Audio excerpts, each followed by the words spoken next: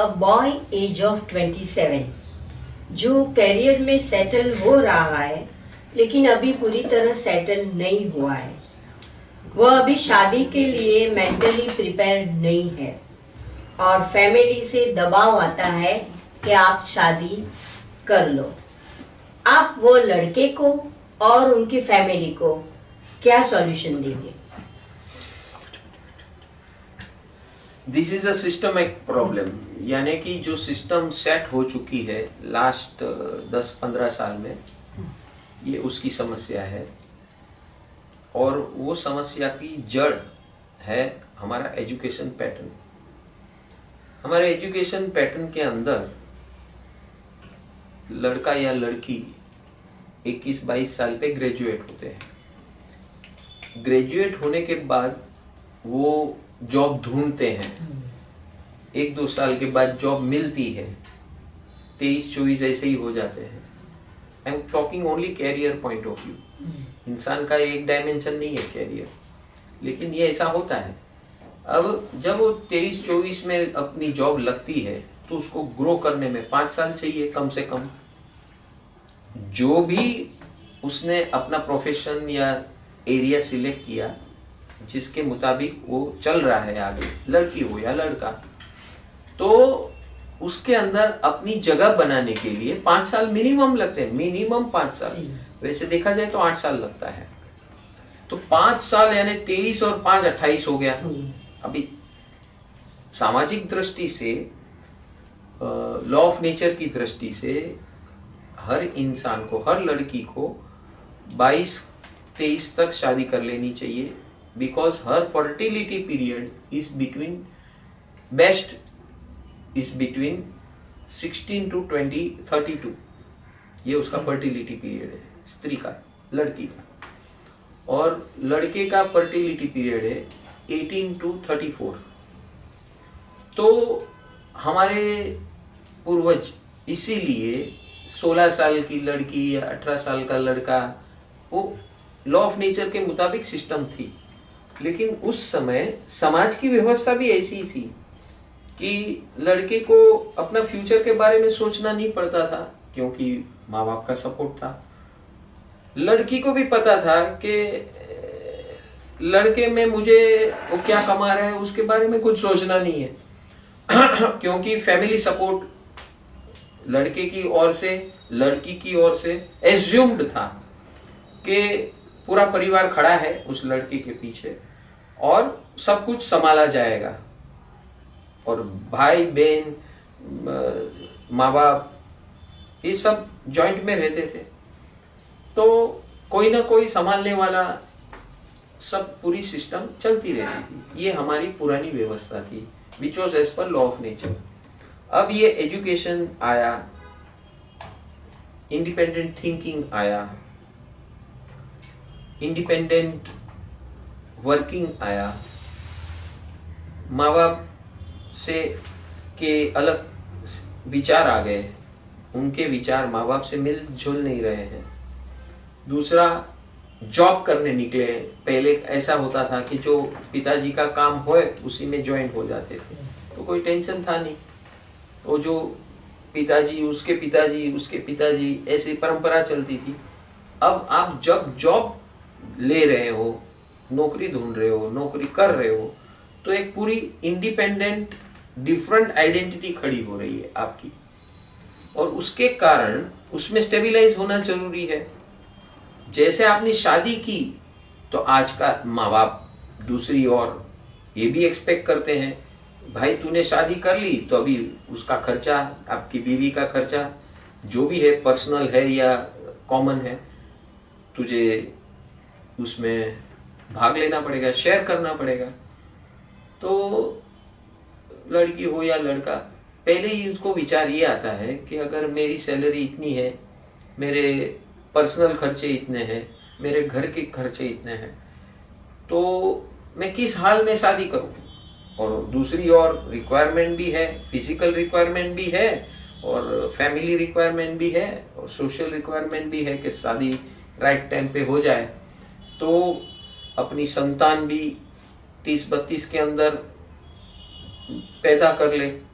और उसके फ्यूचर के लिए भी आप एक्टिव रहो, क्योंकि 30-32 के अंदर आपके संतान होते हैं तो 20 साल पकड़ो, 52-55 तक आपके बच्चे बड़े हो जाते हैं, वो भी इंडिपेंडेंट हो जाएंगे, तो आपकी जिम्मेदारी राइट टाइम पे सेट हो जाएगी, क्योंकि आदमी का 55 तक एक्टिव रोल रहता है जीवन में, बराबर है।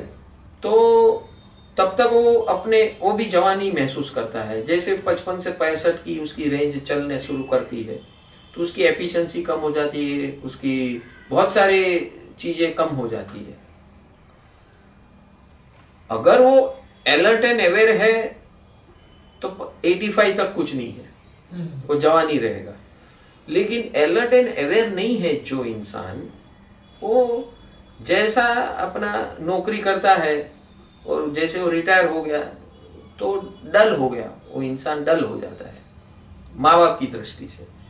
तो ये जो 27 साल के जवान लड़के की बात कर रहे हो या लड़की हो, आपने लड़के का सवाल किया, लड़की भी हो, आज लड़की भी 30 साल की हो जाती है, शादी नहीं करती है। क्यों ऐसा होता है? क्योंकि उसे भी ये है कि भाई मैं भी अपना कैरियर बनाऊं। साइकिल तो वही होगी, आपके एजुकेशन पैटर्न पे साइकिल बन रही है कि 22 में आप ग्रेजुएट हो रहे हो, 21-22 में, फिर आप जॉब ढूंढ रहे हो, जॉब ढूंढते ढूंढते एक जॉब में सेटल हुए, 23-24 हो गए, उसके बाद 5 साल आपको एक लेवल तक आना है जहां पर आप अपना खर्चा और घर का खर्चा संभालने की थोड़ी कुछ क्षमता है, तो 29 हो गया। अब वो एज चले जाती है, उस टाइम पे उस दरमियान एज निकल जाती है, फर्टिलिटी रेट के एज निकल जाती है।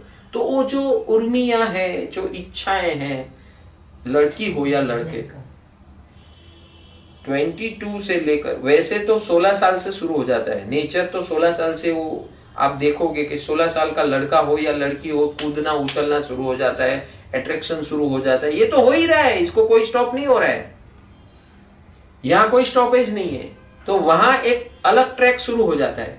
16 साल की लड़की हो या 18 साल का लड़का हो तो अपना बॉयफ्रेंड गर्लफ्रेंड वाला हिसाब शुरू हो जाता है।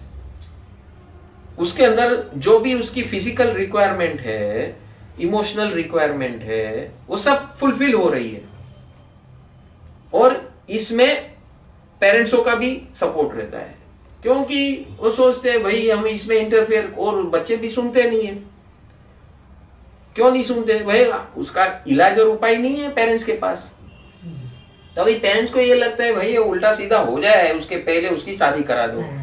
उनका नजरिया ये रहता है, बच्चे का नजरिया ये रहता है शादी तो मुझे भी करनी है, मन में उसके भी लड्डू फूट रहे हैं, लेकिन हो नहीं रहा है।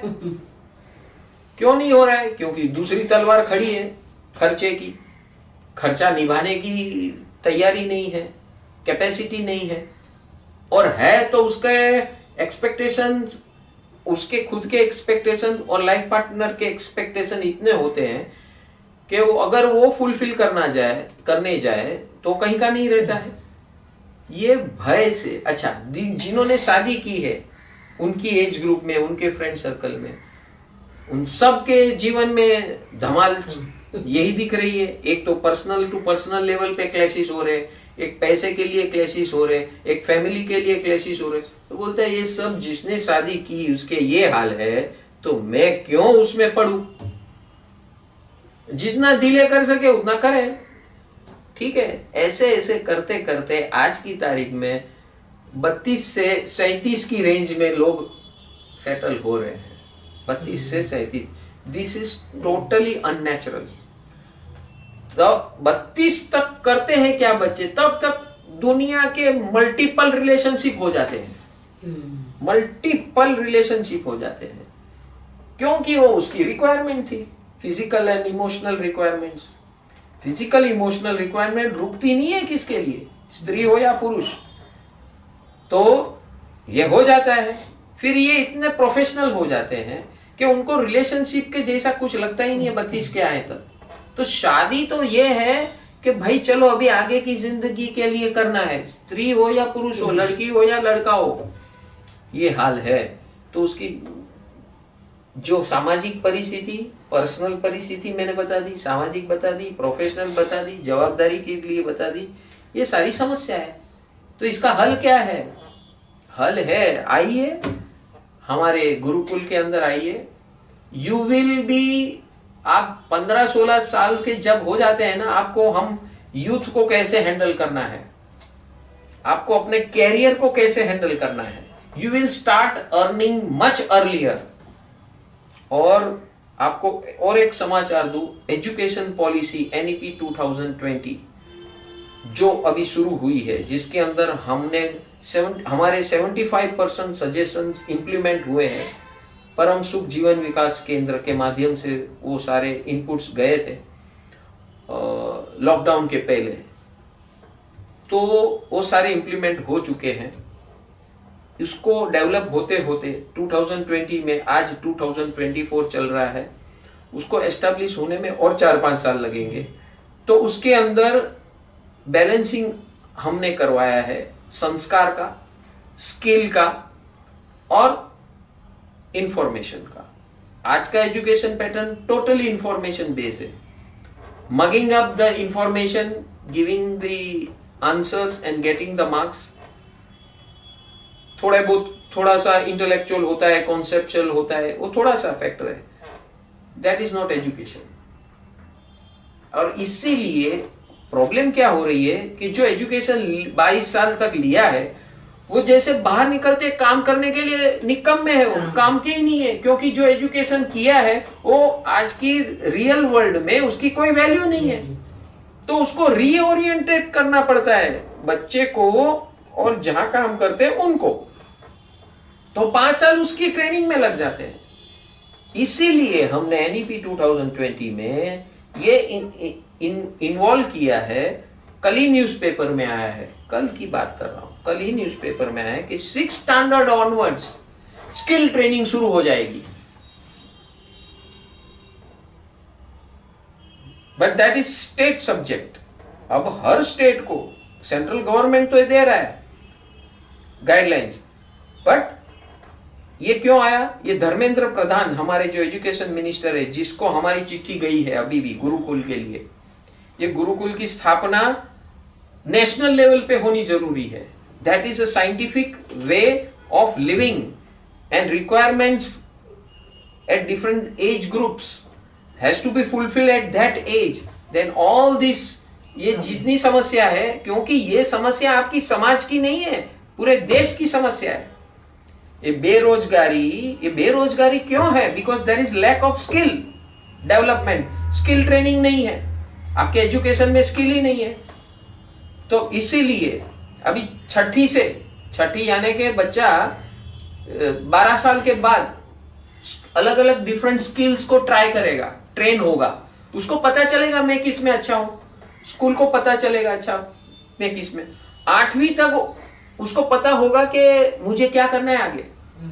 फिर उसकी एप्टीट्यूड टेस्ट होगी 8वीं में एप्टीट्यूड टेस्ट होगी, स्किल टेस्ट होगी। उसके बाद उसे गाइडेंस दिया जाएगा कि आपको किस फील्ड में विकास करना है। तो 9वीं से 12वीं में वो उसी फील्ड में विकास करेगा। जैसे वो 12वीं पास करेगा, वो तैयार हो जाएगा, ट्रेन हो जाएगा, वो अपनी कमाई शुरू कर सकता है, पार्ट टाइम ट्रेनिंग। और ये जो स्किल ट्रेनिंग होगी उसमें अप्रेंटिसशिप मिलेगी उसे स्कूल लेवल पे, 6ठी से 8वीं, 9वीं से 12वीं, वहां पे उसे अप्रेंटिसशिप मिलेगी 2000-3000, जहां से वो कमाना सीख जाएगा। एक स्किल ट्रेनिंग मिल रही है, साथ में उसे पैसे भी मिल रहे हैं, जिससे वो अपने एजुकेशन को, अपने पेरेंट्स का सपोर्ट सिस्टम बन सकता है। उसे अपनी आत्मनिर्भरता शुरू हो जाएगी, उसे अपने आप पे अंदर कॉन्फिडेंस आ जाएगा। उसके बाद वो ग्रेजुएशन में जाएगा।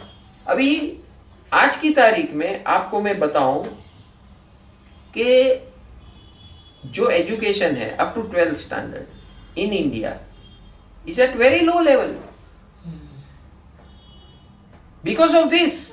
माँ बाप के पास पैसा नहीं है। अभी गवर्नमेंट ने मोदी जी के आने के बाद फ्री स्कूल्स कर दी, 8वीं तक फ्री स्कूल्स बहुत बढ़ गई। एंड आप अगर ऐसी स्कूलों में जाओगे, पहले के जमाने में जाते थे तो वहां कोई न बेंच रहती थी न कुछ रहता था।